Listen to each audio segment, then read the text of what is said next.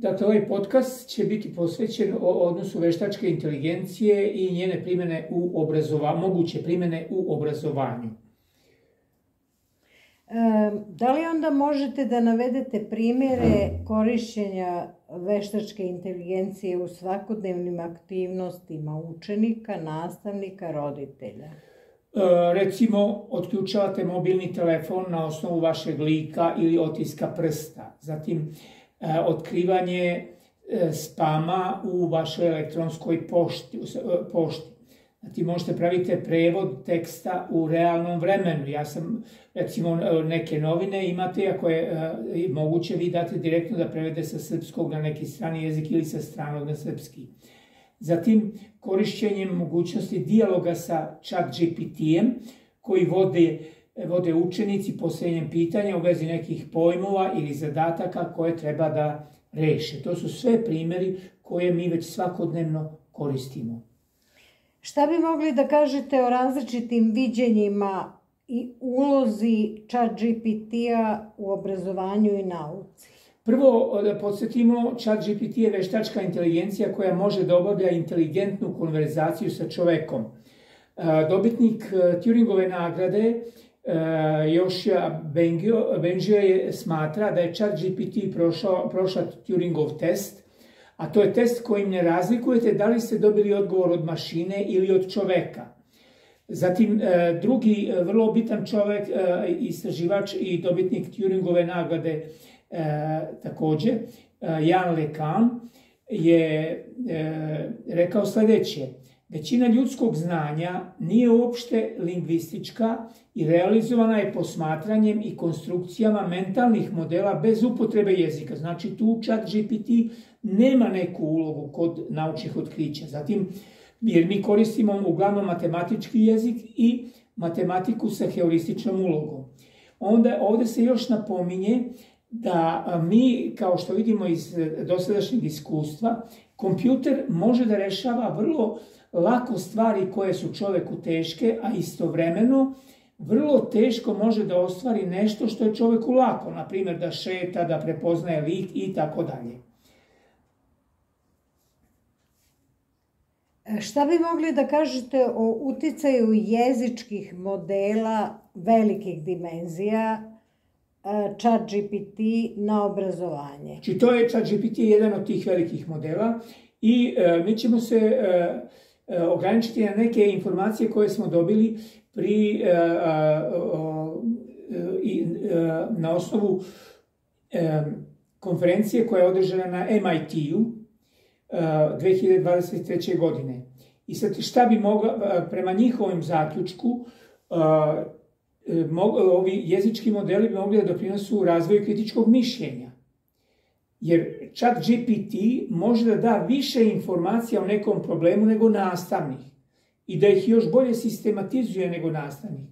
Neophodno je da nastavnik zbog toga usmeri svoje aktivnosti na zajednički rad sa studentima i stavi akcenat na razvoj logičkog i kritičkog mišljenja.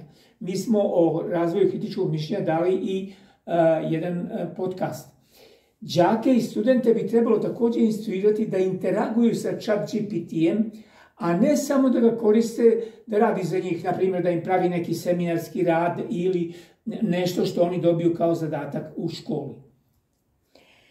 Da li bi mogli da navedete konkretne primjere kako đake i studente podučiti da interaguju sa GPT-em, a ne samo da ga koriste u ovu svrhu koju ste malo pre pomenuli? Da, mi smo zbog toga razdvojili, recimo, nastavnici u predškolskom, nižim i višim razredima osnovne škole, uglavnom, ajde vidimo osnovne škole, bi mogli da postave ChatGPT-u niz pitanja, a recimo mi smo kao primjer dali sljedeće, recimo da se da, o tome se malo pominje, mi to podrazumijevamo da se zna, osnovne elemente naučnog metoda, mi smo tu i dali također jedan podcast. Zatim da prave razliku i da postaje pitanje ChatGPT-u koja je razlika između posmatranja, istraživanja i eksperimentisanja. Zatim, da li posmatranjem učenik razvija naučno mišljenje. Znači, to bi sve naše razmišljanje nekih pitanja koje bi mogli da postave đaci i nastavnici ChatGPT-u, a vi možda možete i neka druga da postavite. Kod učenika u gimnazijama i srednjim školama oni bi mogli bi već da postavljaju pitanja o modelima, o nauci, o simulacijama, o inovacijama inspirisanim prirodom. Zatim o poznavanju naučnih pojmova, recimo Plato krive, matematički model, simulacija kod ovih infektivnost, vakcina, imunizacija, baza podataka, elementi prisutni u dnevnim informacijama i tako dalje. Zatim bi morali da prave razliku i ako ne mogu da pokušaju da to u diskusiji sa ChatGPT-em uoče razliku između kauzalnih, odnosno uzročno-posledičnih relacija, zatim empirijskih podataka, recimo korelacija, a mogu da daju i da vide osnovne podatke i karakteristike velike baze podataka bez koje veštačka inteligencija vrlo teško realizuje određene zadatke. Da li smatrate da bi trebalo razmatrati uporedno obrazovanje, veštačku inteligenciju i održivi razvoj posredstvom naučnog obrazovanja? Osnovni akcent se stavlja na naučnu pismenost, naučnu informatičku pismenost čitave generacije mladih ljudi. Jer digitalizacijom i Turingovom konstrukcijom kompjutera eksternalizovana je i objektivizovana memorija, imaginacija i rezonovanje.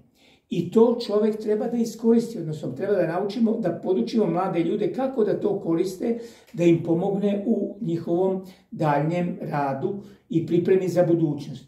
Zatim, ali istovremeno se vidi da iako je ovo urađeno sa eksternizacijom, dobijene su izuzetne mogućnosti komunikacije i mladi ljudi također treba da se usmere da što više komuniciraju međusobno i sa različitim ljudima iz različitih sredina.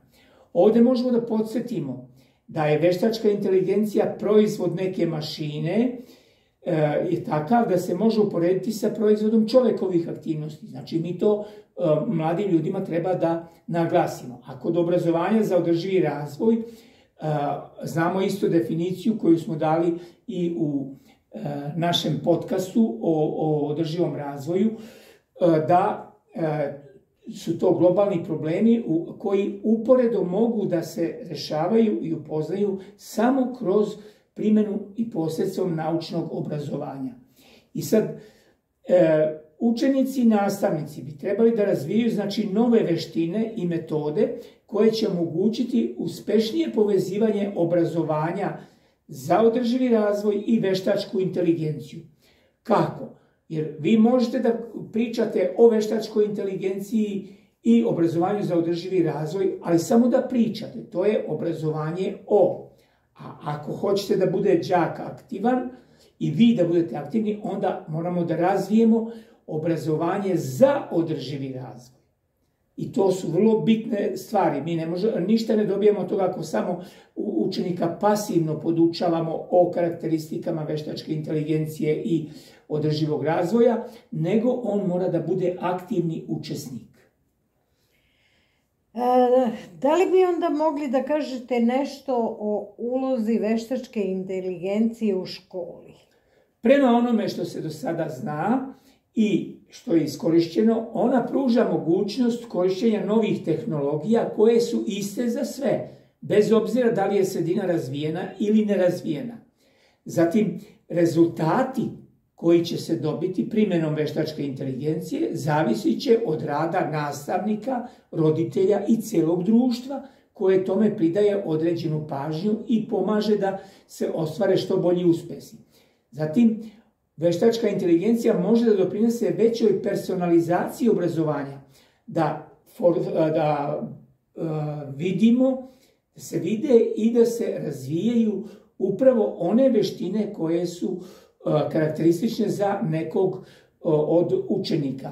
Ovo je veoma bitno isto pri kao pomoć deci sa smetnjama u razvoju. Znači, to su samo neke od bitnih mogućnosti koje bi trebalo iskoristiti, a pruža ih veštačka inteligencija. I onda na kraju, da li možete da navedete neke nastavnicima dostupne resurse o veštačkoj inteligenciji? Pa evo možemo, mi ćemo kao na ovoj slici koju prati ovaj podcast, mi smo dali, na primjer, našu playlistu Veštačka inteligencija i obrazovanje, gdje imate nekih 6 videoklipova, mi ih na našem YouTube kanalu imamo i više, na primjer ChatGPT, nauka, obrazovanje, neuronske mreže, veštačka inteligencija i mašinsko učenje, duboko učenje. Zatim razmatramo kako rade veštačke neuronske mreže, jer koristimo znanja iz matematike i informatike. To smo sve ilustrovali u našim videoklipovima na našem YouTube kanalu. Osim toga, dali smo u okviru knjiga koje smo izdali u Zavodu za udžbenike, možemo da navedemo knjigu Zrnce nauka 5, u kojoj se govori o lekovima za centralni nervni sistem, ali to je veoma bitno da se upoznaju detalji u vezi korišćenja i kopiranja, odnosno razvoja veštačke inteligencije. Zatim, kako da razumemo mozak, to je u Zrncima nauka 7. Znači, za lakše preuzimanje tih mnogih primjera veštačke inteligencije, tu smo dali primjer kako može da se kako se identifikuje i pomaže u lečenju Alzheimerove bolesti. Zatim, dati su osnovni pojmovi o neuronu, sinapsi, neurotransmiterima koje se posle koriste kod neuronskih mreža. Zatim, da se pravi razlika između anatomske magnetne imidžinga pomoću anatomske magnetne rezonance, gdje imamo same organe, slikamo, i drugo je funkcionalne magnetne rezonance, kod koje možemo tačno, kao što je dato i na ovoj slici, da gledamo kako funkcionišu delovi mozga. Osim toga imate niz drugih časopisa na stranom jeziku. Mi smo jedan od kompleksnijih priloga dali u hemijskom pregledu o veštačkoj inteligenciji i obrazovanju, i vi ga možete preuzeti i pogledati. Hvala na pažnji.